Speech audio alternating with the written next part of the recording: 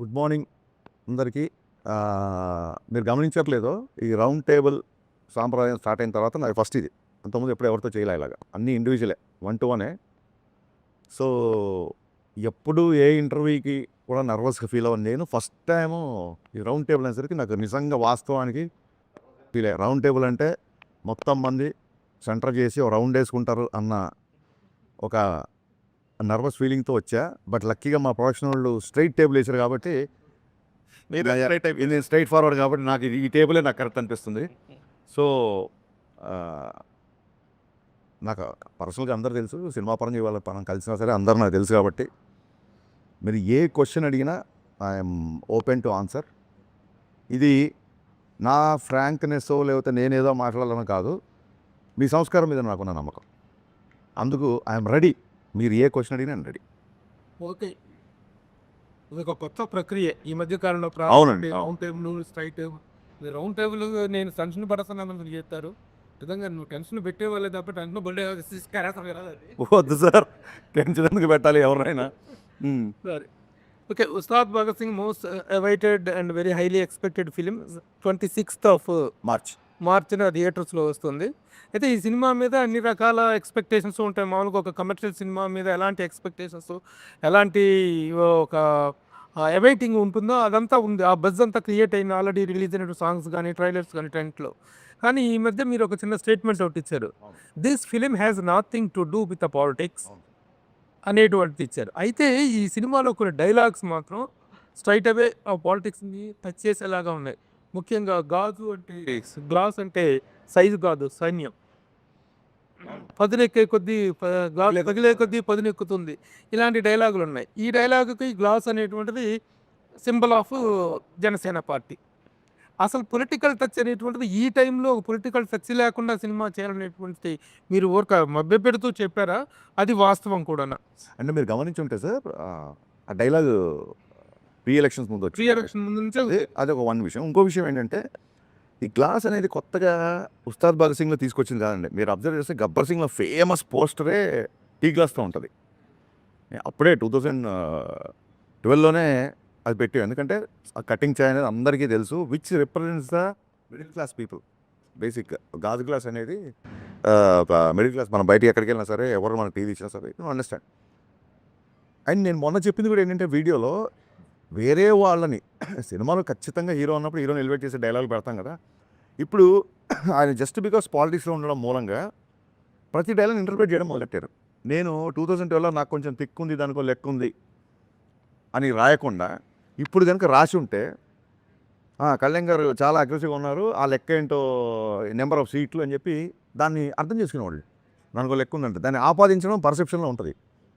So నేను personal యాటిట్యూడ్ని glorify చేస్తూ dialogue రాసాను తప్ప ఇంకోటి ఏంటంటే, క్లియర్ కట్గా ఇతర పార్టీలకు కానీ, ఇతర ఒక వర్గానికి కానీ, ఒక మతం కావచ్చు, ఒక కావచ్చు, వేరే వాళ్ళకి అంటే ఆయనకు డిప్యూటీ సీఎం హోదాలు అన్నారు కాబట్టి that is the minimum responsibility we should take అని చెప్పి ఆ వీడియో రిలీజ్ చేసిన తప్ప మా హీరోని తగ్గిస్తాం ఎక్కడ చెప్పాలా.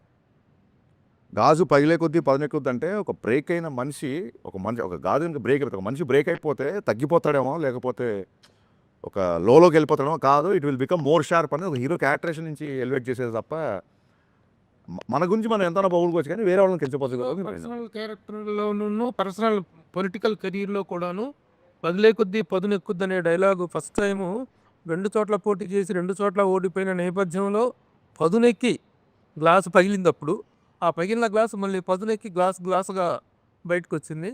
ఆ రెలవెన్స్ని కానీ దాన్ని కానీ నేను అట్రిబ్యూట్ చేసుకోవచ్చా?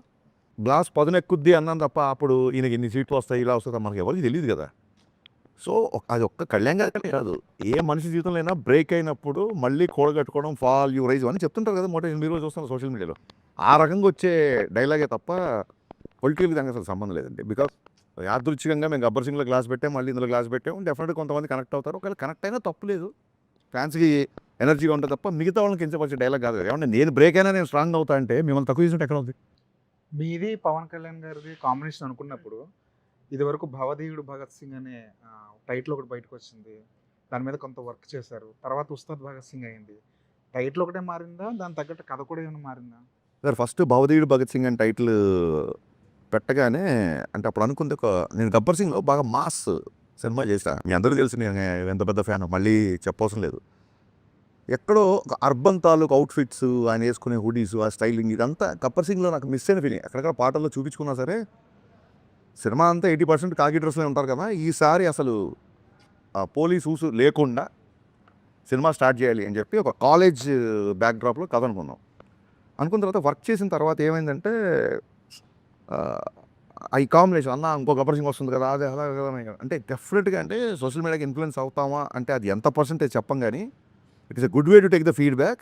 అట్ ద సేమ్ టైం మీరు తీసుకునే పద్ధతిని బట్టి మీరు ఎంత తీవ్రంగా తీసుకుంటారో మీ ఇన్ఫ్లుయెన్స్ అంత బాగుంటుంది. మీరు దాన్ని ఒక సమాచారంగా తీసుకుంటే ఇన్ఫర్మేషన్ వస్తుంది, దాన్ని సీరియస్గా తీసుకుంటే దాని తాలూకు ఇన్ఫ్లుయెన్స్ వస్తుంది.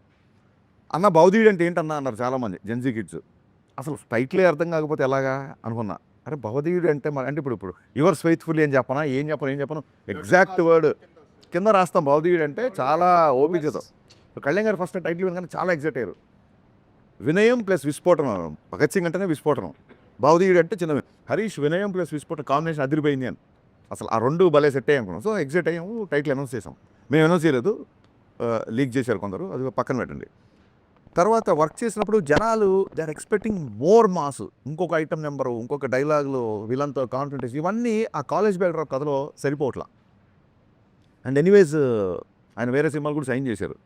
సరే సార్ అయితే కొంచెం స్ట్రాంగ్ యాక్టర్ తీసుకుందాము అని ఈ చూడండి ఒక యూనివర్స్ అనేది ఒక కొత్తగా వెళ్ళాను కదా, ఒక గబ్బర్ సింగ్ యూనివర్స్ లాగా ఒక కాప్ యూనివర్స్ నుంచి మళ్ళీ అక్కడి నుంచి ఒక క్యారెక్టర్ వచ్చినట్టు అలా ఒక థాట్ ప్రాసెస్లో తీసుకొని ఒక పవర్ఫుల్ కాప్ అయితేనే మళ్ళీ ఉంటుంది. అంటే గబ్బర్ సింగ్ అప్పుడే చాలా చెప్పాలనుకున్నాం, లెంత్ కుదించాల్సి వచ్చింది.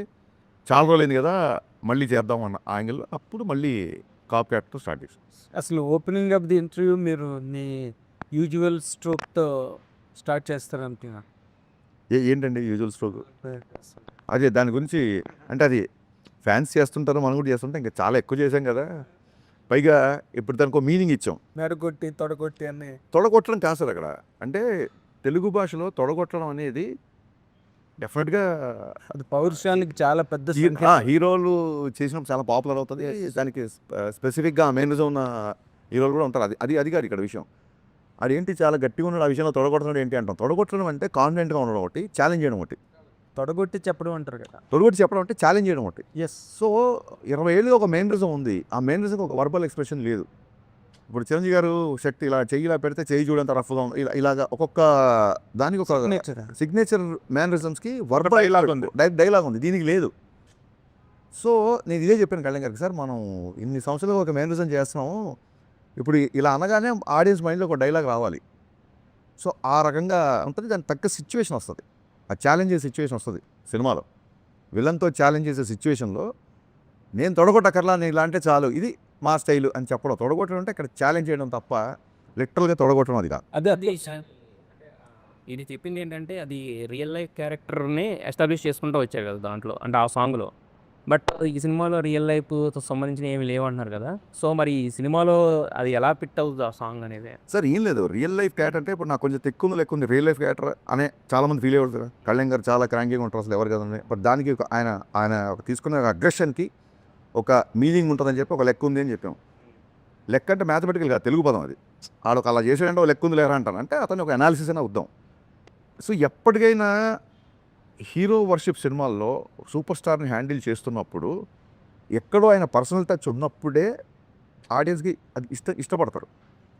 ఇప్పుడు నేను ఆకాశం లాంటి వాడిని, ఉరుమొచ్చినా మెరుమొచ్చినా పిడిగొచ్చినా ఇలాగే ఉంటాను అన్నప్పుడు నా మైండ్లో ఉంది ఏంటంటే ఆ బిఫోర్ ఆయన సినిమాలు కొంచెం డిసప్పాయింట్ చేసే కాబట్టి హిట్ వచ్చినా ఫ్లాప్ వచ్చినా బ్లాక్ బాస్టర్ వచ్చినా నేను ఎప్పుడు నా వ్యక్తిత్వం మారదు, నా స్థితప్రజ్ఞత ఇలాగే ఉంటుంది అనేది నా మైండ్లో రన్ అయిన కంటెంట్. అది టెంపరీ క్లాసెస్ అక్కడే చెప్పాం. సో ఫ్యాషన్ మారుతుంది, స్టైల్ మారదు. మీకు జైలర్ తీసుకుంటే ఆయన క్లైమాక్స్లో కూడా చుట్టేశారు, పెదరాయిల్లో కూడా చుట్టేసి 25 ఏళ్ళ తర్వాత కూడా ఆయన స్టైల్ అలాగే ఉంది. సో ఒక సూపర్ స్టార్ ఇమేజ్ అటెండ్ చేసిన వాళ్ళకి ఎంతో కొంత పర్సనల్ అలా వచ్చినప్పుడు అంటే యాజ్ అ ఫ్యాన్గా నేను సినిమా చూస్తాను, ఒక ఆడియన్గా చూస్తాను కాబట్టి అది బాగుంటుంది. సినిమాలో ఒక ఉదాత్తమైన కాప్ క్యారెక్టర్, సినిమాలో ప్రతి లైను ఆయన అవరోధాలు వస్తుంటాయి కాబట్టి మెత్తని మొలకకు మొలిచిన మొలకవు కాదు నువ్వు, బండరాళ్ళు అంటే ఇక్కడ విలన్స్, ఇలా ఎవ్రీ లైన్ సినిమాకు ఎంతో కొంత పర్సనల్ టచ్ ఇలా రెండు ఉంటుంది కాబట్టి రాసింది తప్ప కళ్యాణ్ గారిని పొగడాలనో లేకుంటే కళ్యాణ్ గారిని పొగడనో ఎజెండానో అలా కాదు కదా. అంటే ఇప్పుడు